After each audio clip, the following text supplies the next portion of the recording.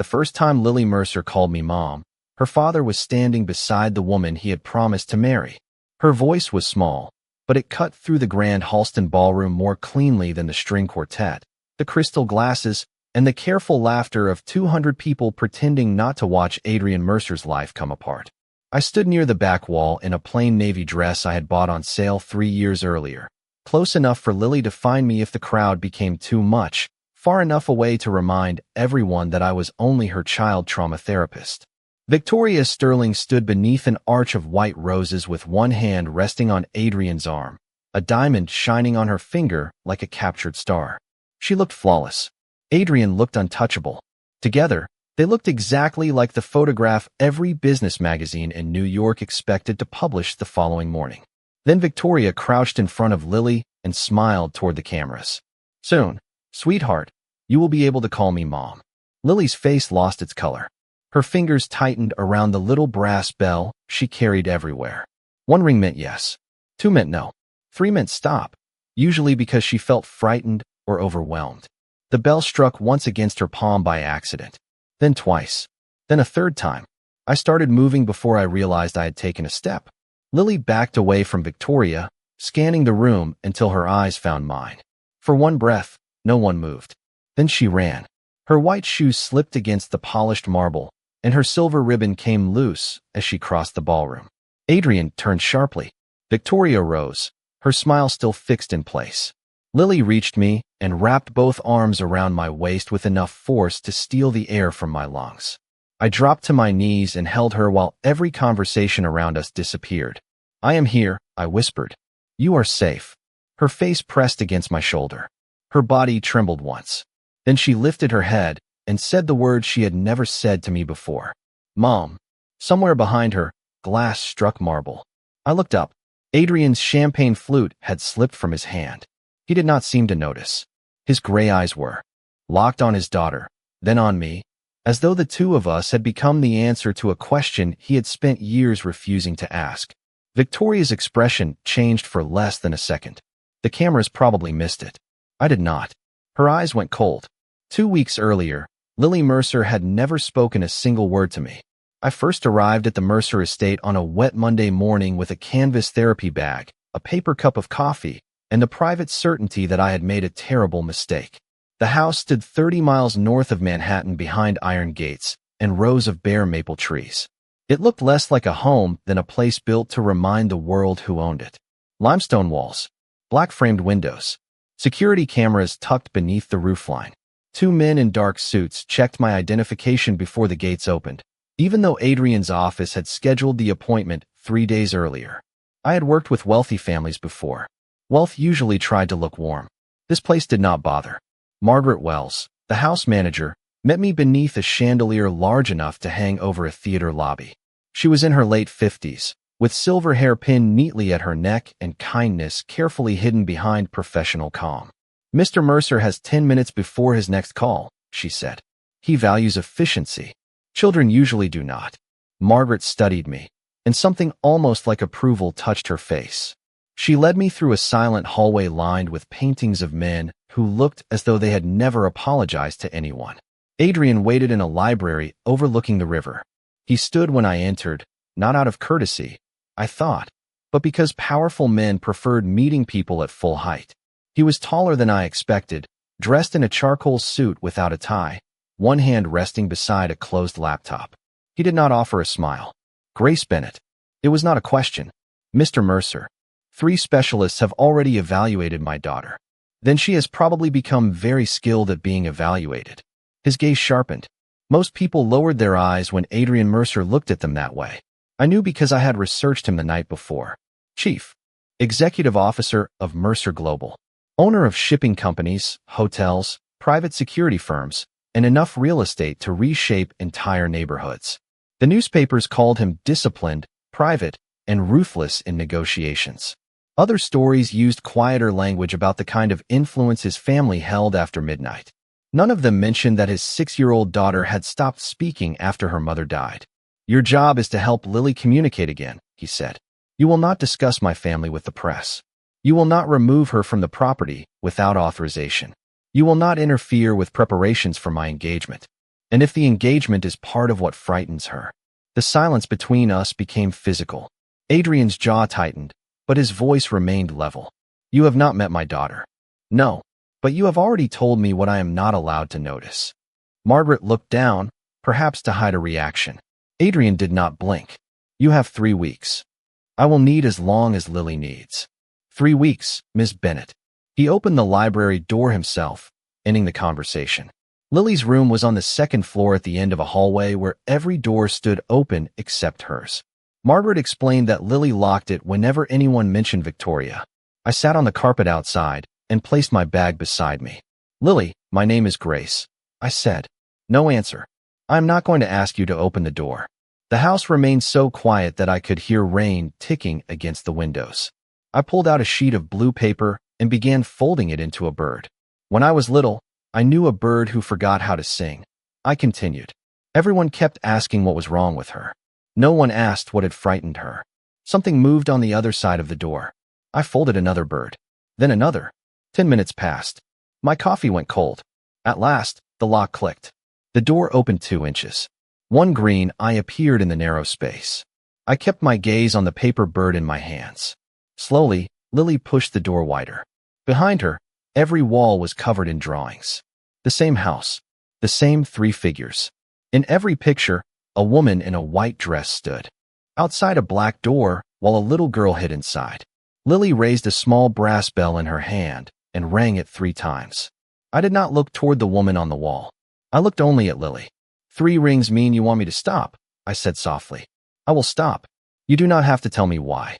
That earned the smallest change in her expression. Not relief. Not yet. Surprise. Adults had probably spent months asking questions she could not answer. What happened? What did you see? Why will you not speak? Silence had become the only thing in her life no one could take from her. I understood that better than Adrian Mercer could have known. When I was 7, I spent 11 months moving between foster homes after my mother disappeared. Every new adult asked me to explain what I felt, as though children carried neat labels for grief. I learned to become agreeable, quiet, easy to return. Lily had chosen a different kind of silence. Hers had walls. I pointed to the bell. We can make our own language.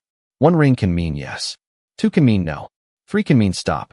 When you ring 3 times, I stop asking, touching, or moving closer. Every time. Lily stared at me. May I stay for 5 minutes? 1 clear note answered. Yes.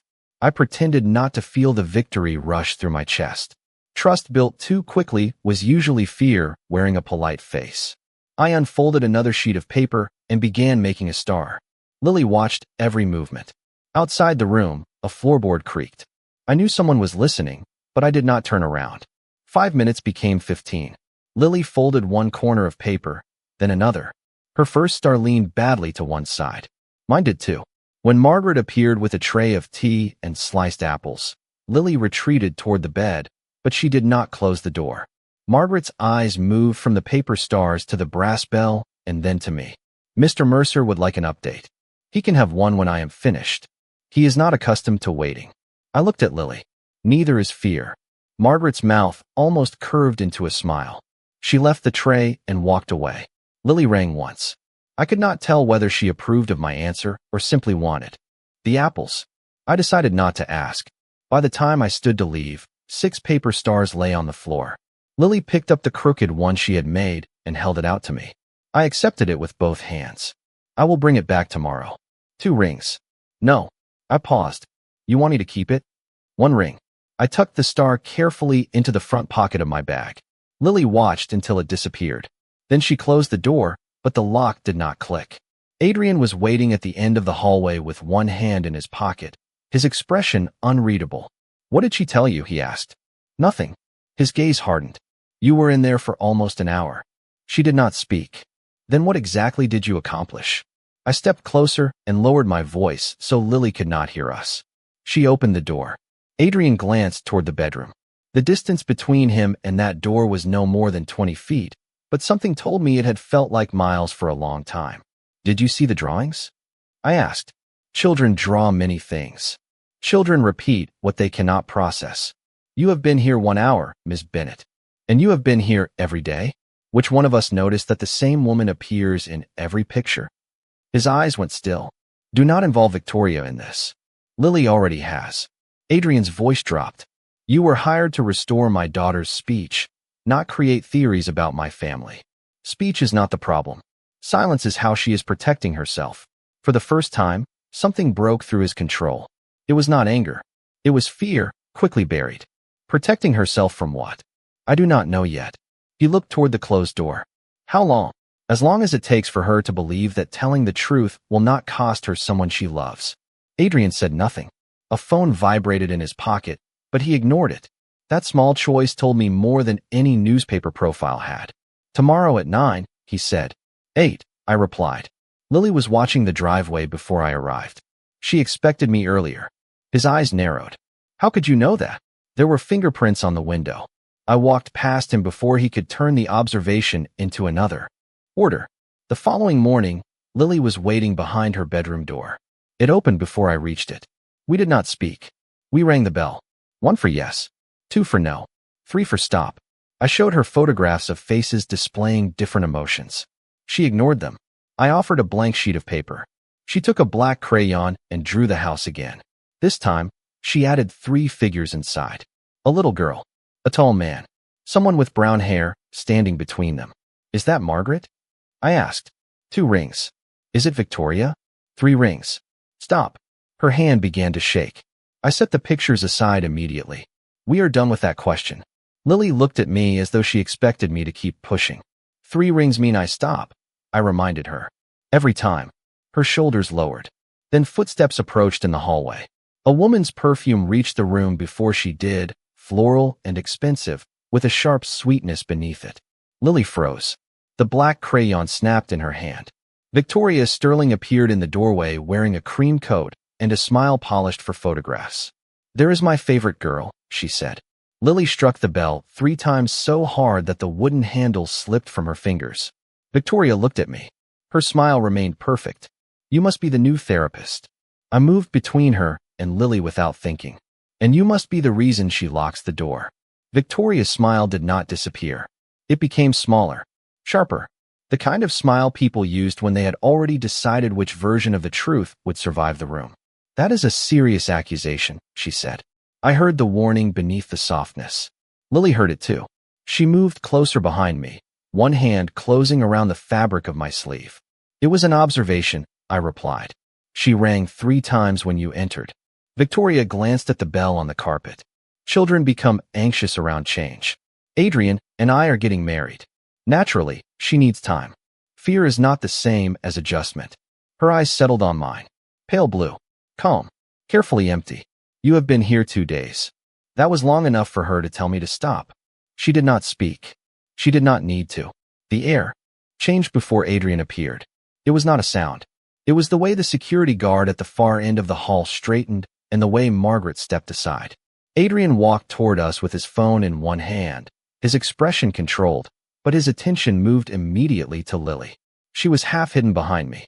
Victoria turned toward him as though the room had been waiting for her cue. Adrian, your therapist has decided I am dangerous to your daughter. I did not say dangerous, I answered. I said Lily is afraid.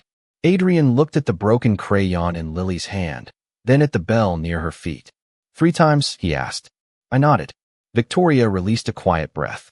This is becoming absurd. Lily flinched. Adrian saw it. He did not defend Victoria. He did not defend me either. He stepped into the room and lowered himself until he was at Lily's height. His suit jacket pulled tight across his shoulders. His expensive watch caught the morning light. Every part of him looked wrong on a child's bedroom floor. Lily, he said carefully, may I come closer? Her fingers tightened around my sleeve. I placed the brass bell within her reach. Adrian waited. That mattered. Lily studied his face as though she did not trust patience from him yet. Then she rang once. Adrian moved forward 1 step. May Victoria stay? 2 rings came immediately. Victoria's posture stiffened. Adrian did not look back at her. May Grace stay? 1 ring. The answer struck something in his face. It vanished almost at once, but I saw it. Pain had many disguises. Adrian wore his as stillness. Victoria crossed her arms. You are encouraging this. I am listening, he said. His voice stayed quiet. That made it more powerful. Victoria stared at him. To a bell. To my daughter. For several seconds, no one spoke. Then Victoria picked up her handbag. We have lunch with the foundation board in an hour. Reschedule it. Adrian. Reschedule it. She looked at Lily, then at me, and I understood something I had not understood before. Victoria did not dislike the child. Dislike required emotion. She viewed Lily as an obstacle that needed to be managed. Her smile returned as she walked past me. Children attach themselves to temporary things, she said. Responsible adults teach them to let go. The door closed behind her. Lily's hand released my sleeve only after the scent of Victoria's perfume had faded. Adrian remained on the floor. His phone vibrated again. He switched it off completely. What happens now? He asked. Now you learn her language. His gaze moved to the bell. I know what the signals mean. That is not the same as respecting them. I placed the bell between him and Lily. Ask permission before every question. If she rings 3 times, you stop. She is my daughter. Exactly. He did not like the answer. I could see it in the muscle tightening near his jaw. But he stayed. I placed 3 cards on the carpet. One showed a house. One showed a tree. One showed a family holding hands. Lily, may your father join us? One ring. Adrian sat beside me, leaving enough space so Lily did not feel trapped. Choose the picture that feels safest, I said. Lily touched the tree. May I ask why? One ring. Adrian waited for words that did not come. I handed Lily a green crayon. She drew a small bird on one branch. Then she drew another bird on the ground below it. The second bird had one damaged wing. Adrian's breathing changed. Barely, but I heard it. Is that you? He asked. Lily did not ring the bell. Instead, she pointed to the bird in the tree. Then she pointed to him. Adrian looked at the picture for a long time. You think I am far away? One ring. He swallowed. Do you think I left you alone? One ring. His eyes closed for half a second. He had negotiated billion-dollar agreements without showing weakness. One 6-year-old with a green crayon had found the place no one else could reach. I thought giving you space would help, he said. I was wrong. I should have been here. The room seemed to become smaller around the words. Adrian reached toward her, then stopped before touching her hand. May I sit closer? One ring. He moved until their shoulders almost touched. Lily picked up a second crayon and drew leaves around the bird in the tree. We worked without speaking for 20 minutes. When Lily became restless, I suggested breakfast in the glass conservatory at the back of the house. Margaret brought toast, strawberries, and hot chocolate. Adrian followed us, carrying the bell Lily had placed in his hand. He sat across from her at the round table and set his phone face down. A call flashed across the screen. He ignored it. Lily noticed. So did I? She pushed one strawberry toward him. He accepted it as though she had handed him something priceless. Over the following week, he joined us every morning. At first, he sat too straight and asked too many questions. Lily rang 3 times often. Each time, he stopped. By the 4th day, he had learned to wait. By the 6th, he had learned to play. I asked him to remove his watch during sessions because Lily kept staring at it. She thinks you are counting how long you have to stay, I explained. He took it off without argument, placed it in a drawer, and forgot it there. One evening, after Lily fell asleep on the couch with 3 paper stars resting against her chest, Adrian stood beside the fireplace while rain pressed softly against the windows. The engagement is not romantic, he said. I did not ask. You were thinking it. I was thinking Lily knows something you do not. He looked toward his daughter. The marriage protects business interests. It prevents conflict between families that have competed for years. So you are marrying Victoria to preserve an empire. Men like me do not marry for love. I watched Lily sleeping beneath a knitted blanket, her small hand curled around the bell. Maybe that is why your daughter believes love always leaves. Adrian turned toward me. For the first time since I met him, he had no answer. Then Lily stirred and whispered one word in her sleep. Grace. Adrian froze. So did I? It was the first time I had heard her voice. When she opened her eyes, she looked directly at me, then at her father. Her lips trembled. Victoria said, Daddy will not need me anymore. Adrian's hand tightened against the back of a chair. His eyes stayed on Lily. Did Victoria tell you that? He asked. His voice was calm, but the room no longer felt calm. Lily pulled the blanket closer beneath her chin. The courage that had carried one sentence into the world seemed to vanish when she saw what it had done to her father. I sat beside her and placed the bell in her palm. You do not have to answer with words. One ring. Yes. Adrian lowered himself onto the rug across from us. He removed his phone, switched it off, and set it on the floor. Then he took off his watch. No reminders. No deadlines. Nothing between him and his daughter. Did she say it recently? 2 rings. No, did she say it before your mother died? Lily's fingers froze around the handle. 3 rings. Stop. Adrian leaned back immediately. He did not argue. He did not ask again. All right, he said. We stop. Lily looked at him with open surprise. Trust is not built when adults make promises. It is built in the second after a frightened child tests one. Adrian had passed the test. I gave Lily a blank sheet of paper and 3 crayons. You can draw something else. Anything you want. She chose white, black, and silver. My chest tightened. Lily drew the Mercer house, but not as it looked now. She added flowers along the front steps and summer leaves to the trees. Then she drew a black car near the circular driveway. Beside it stood a woman in a white dress. Around the woman's wrist, Lily made a silver circle. Adrian moved closer without realizing it. That bracelet, he whispered. Lily's crayon stopped. He caught himself and looked at me. I shook my head once. Let her lead. Lily drew another woman at the top of the staircase. Her mother, I assumed.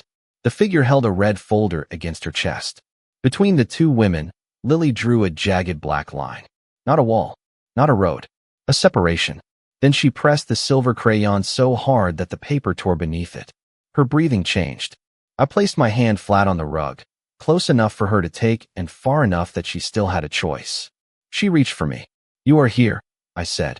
Your father is here. This is not that night. Adrian's face had gone pale. Evelyn kept important company records in red folders, he said quietly. Lily pointed toward the woman in white. She came, she whispered. Adrian closed his eyes for half a second. Did Victoria come to the house? 1 ring. Was your mother there? 1 ring. Were they arguing? Lily did not touch the bell. Instead, she drew 2 speech bubbles. Inside the first, she made a red X. Inside the second, she wrote 1 uneven word. Gone. Adrian stared at it as though the paper had opened beneath him. What did she say? His question came too quickly. Lily flinched. 3 rings shattered the silence. Adrian stood at once and walked toward the fireplace, creating distance before his fear could become pressure. I am sorry, he said, facing the flames. I should not have asked. Lily watched his back. Then she looked at me. Do you want to finish for today? 2 rings. No. Do you want your father to stay? 1 ring. Adrian returned to the rug, but this time he sat beside Lily rather than across from her. He did not speak. He simply offered his hand.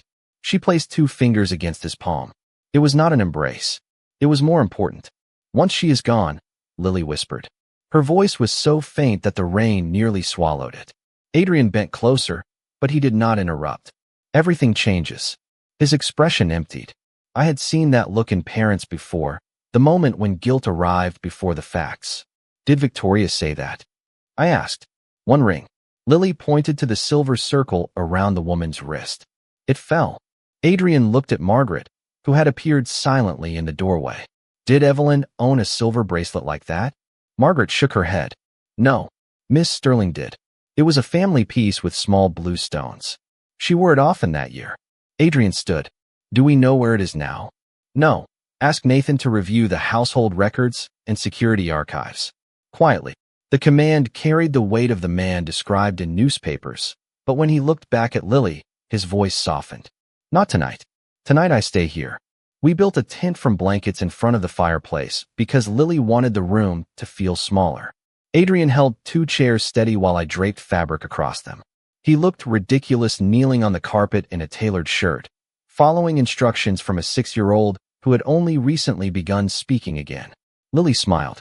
It was brief, but real. We sat beneath the blanket roof with a flashlight between us, and I told a story about 3 birds searching for a safe tree. Halfway through, Lily rested her head against Adrian's arm. He went completely still. You can breathe, I whispered. I am afraid she will move. She might. Then what? Then you let her know there will still be a place when she comes back. He looked at me over Lily's dark hair. Is that what children need? It is what everyone needs.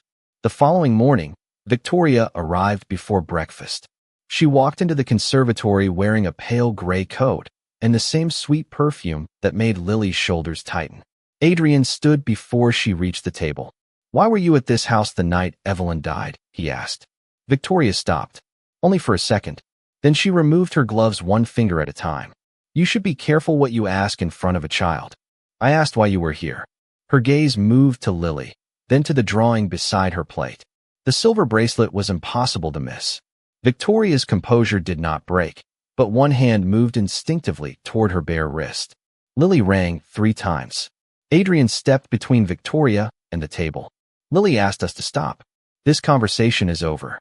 Victoria looked at me. You have been encouraging fantasies. No, I said. I have been giving her a way to set boundaries. This is what she wants, Adrian. A frightened child. A grieving father. A place inside this family. Grace did not place that memory in Lily's mind. Memory? She was 5 years old. From behind Adrian, Lily spoke more clearly than I had ever heard her speak. I remember your bracelet. The conservatory went silent. Victoria turned toward her. Lily lifted the drawing with both hands. Mommy found a red folder, she said. You told her everything would change. Adrian looked at Victoria, and for the first time, she had no polished answer waiting. Then Lily added the words that changed the shape of the room. You told Mommy not to tell Daddy. Victoria looked at Lily as though the child had spoken in a language no one else was supposed to understand. For one long second, every polished part of her disappeared. The smile, the posture, the carefully measured patience. What remained was fear. Then she recovered. Children remember feelings, not facts, she said. Adrian did not move.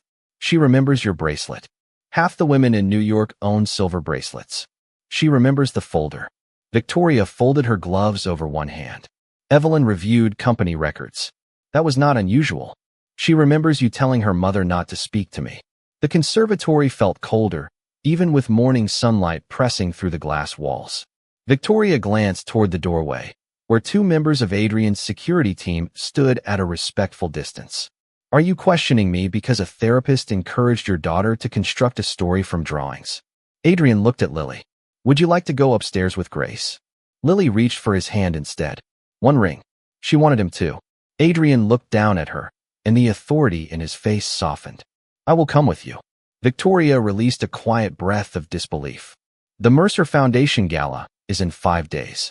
The charity event will continue as scheduled. Our personal announcement is under review. Adrian, my daughter has asked us to stop. He led Lily from the room. I followed, but Victoria's voice stopped me near the door. Grace. I turned. She stood beside the breakfast table, framed by white winter light. You think you are protecting her. I know I am listening to her. There is a difference between listening and giving a frightened child permission to destroy her father's life. Children do not destroy families by telling the truth. Her gaze sharpened. You have no idea what kind of family this is. Neither does Lily. That is the problem. Upstairs, Adrian sat beside Lily's bed while she folded a sheet of blue paper into a star. His movements were slow, almost uncertain, as though one wrong question might close every door she had opened. Did your mother show you the folder? He asked. 1 ring. Did she tell you what was inside? 2 rings. Did Victoria take it? Lily stared at the paper star. Her fingers stopped moving. 3 rings. Adrian nodded immediately. We stop. He looked at me. What do I do with this? It was the first time he had asked without already deciding the answer. You separate what Lily needs from what you need. I need the truth. She needs to know that telling it will not make her lose you. Adrian looked at his daughter. You will not lose me, he said. Not because of Victoria. Not because of the company. Not because of anything you remember. Her lower lip trembled. Promise. The word was barely louder than breath. Adrian placed his hand over his heart. I promise. Lily leaned against him. He held her carefully, without tightening his arms, and without turning love into another kind of control. That afternoon, Nathan Cole arrived at the estate. I had seen him in photographs beside Adrian at charity events and board meetings, always half a step behind, always watching the room instead of the camera. In person, he carried the quiet focus of a man who noticed every unlocked door. Adrian introduced him as his oldest friend and director of corporate security. Nathan reviewed copies of Lily's drawings while she remained upstairs with Margaret. He did not question her or ask her to repeat anything. I will review visitor logs, archived security footage, company records, and Evelyn's communications, he said. I will also contact the outside attorney she used for confidential corporate matters. Victoria called Adrian 7 times before dinner. He answered once. The foundation gala remains scheduled, he told her. No decisions about the engagement will be announced until we speak privately. I looked at him after the call ended. Why let her attend? Nathan believes she may try to access records or contact someone involved if she thinks the original plan is still possible. And Lily, she will not be used as part of any strategy. Then she should not be on that stage. She will not be. I have canceled the family portion of the program. She can remain home if she chooses. Lily chose to attend for 20 minutes because the Mercer Foundation funded children's art programs, and she had always appeared with her father at the annual event. She agreed only after I showed her photographs of the ballroom, marked a quiet room, near the private elevator, and made a clear plan for leaving whenever she rang 3 times. Adrian promised she would not be asked to speak, pose, or stand beside Victoria. 5 days later, the Grand Halston Ballroom glowed beneath chandeliers and television lights. Reporters filled the front of the room. Investors, public officials, and foundation donors moved through the crowd with champagne in their hands and curiosity behind their smiles. Adrian wore black. Victoria wore white. Lily wore a pale blue dress and held the brass bell against her chest. I remained near the back wall, exactly where Lily had chosen for me to stand. Adrian stepped onto the stage to speak about the foundation's new children's mental health initiative. Victoria was supposed to remain among the guests. Instead, she crossed the stage before he finished, smiling toward the cameras as though the entire moment belonged to her. This foundation has always been about family, she said into a nearby microphone.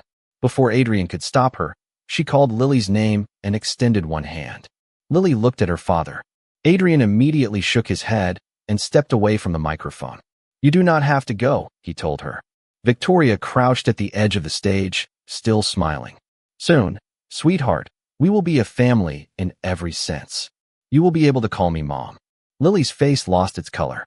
The bell struck once against her palm, then twice, then a third time. I moved. Lily pulled away from the stage and searched the room. When she found me, she ran. The crowd opened as she crossed the marble floor. I dropped to my knees before she reached me. She wrapped both arms around my neck. I am here, I whispered. You are safe. Lily turned her face toward the stage. Adrian stood beside the microphone, his expression no longer controlled. Victoria's hand remained suspended in the empty space where Lily had been. Mom, Lily said. The word traveled through the ballroom. It was not loud. It did not need to be. Adrian's glass slipped from his hand and struck the floor. Victoria rose slowly. She is confused, she said. Grace has encouraged an unhealthy attachment. I stood with Lily in my arms. She is not confused about where she feels safe. Victoria turned to Adrian. Correct this. Adrian looked at his daughter, then at me, then at the woman he had intended to marry. No, he said. Victoria's face became still. No, I will not shame my daughter for expressing what she feels. Murmurs moved through the crowd. Cameras lifted. Adrian stepped down from the stage and walked toward us. He did not take Lily from me. He stood beside us. The personal announcement planned for tonight will not take place, he told the room. The foundation's work will continue. My family will leave now. Victoria's smile vanished. You are humiliating both families. I am protecting mine. Nathan appeared near the ballroom entrance and gave Adrian a small nod. Adrian saw it. So did Victoria. Her gaze moved toward the private elevator. Adrian turned to his security director. Arrange a private conference room. Ask General Counsel to join us. Then he looked at me. Please take Lily to the quiet room. Margaret is waiting there. Lily tightened her arms around me. Do not let her send me away. Adrian heard every word. He placed one hand over Lily's, careful not to pull her from me. She never will. Nathan carried a sealed red evidence binder into a private conference room 20 minutes later. Adrian's general counsel and an independent forensic accountant joined by secure video. Lily did not witness the confrontation. She sat with Margaret and me in a quiet suite 2 floors above, folding stars while soft music played through a speaker. Adrian told me the details later. Evelyn had discovered that Sterling executives were routing Mercer assets through undisclosed shell companies. She had prepared duplicate records for an outside attorney on the night she died. Victoria removed documents from the house and pressured Lily's former caregiver to discourage the child from discussing that evening. The available evidence did not show that Victoria caused Evelyn's accident. It showed that she concealed financial misconduct and allowed Lily to believe that speaking would destroy her family. Adrian ended the engagement in the presence of counsel. Every agreement between Mercer Global and Sterling Holdings was frozen pending independent review. Victoria was instructed to have no direct contact with Lily. No public accusations were made that night. Adrian would not turn his daughter's trauma into a press conference. When he returned to the suite, his tie was gone, and exhaustion had settled into every line of his face. Lily was asleep with her head in my lap. Adrian knelt beside her. "It is finished," he whispered. "The engagement?" I asked. "Yes." "The investigation?" "No. That will take time. It will be handled by people whose job is to establish facts." He looked at Lily. "My job is to make sure she never has to carry them alone again." We returned to the estate before midnight. Lily held my hand during the drive. Adrian sat across from us in the dark vehicle, the sealed binder beside him. When we reached the house, Lily led us to her room. She removed every drawing of the woman in white from the wall and placed the pages in a box. I did not tell her to throw them away. Healing did not require pretending something had never happened. Then she chose a new sheet of paper and drew 3 figures beneath a tree. A little girl in blue, a tall man without a watch, a woman holding a paper star. She looked up at me. "Stay." The word carried more hope than any child should have to risk. I sat beside her. "Tonight, yes." Adrian watched me carefully. He understood the part one had not said. Tonight was not forever. Lily fell asleep between us beneath the blanket tent. Her hand rested against Adrian's sleeve. Mine held the crooked paper star she had given me on the first day. At sunrise, I found Adrian alone in the conservatory. His sleeves were rolled to his elbows, and a cup of coffee sat untouched in front of him. "Nathan confirmed that the outside attorney's copies are authentic," he said. "Independent investigators will handle the company records. Victoria will not be permitted near Lily. Lily will still need time. She will have it." He looked toward the windows. I should have seen what was happening.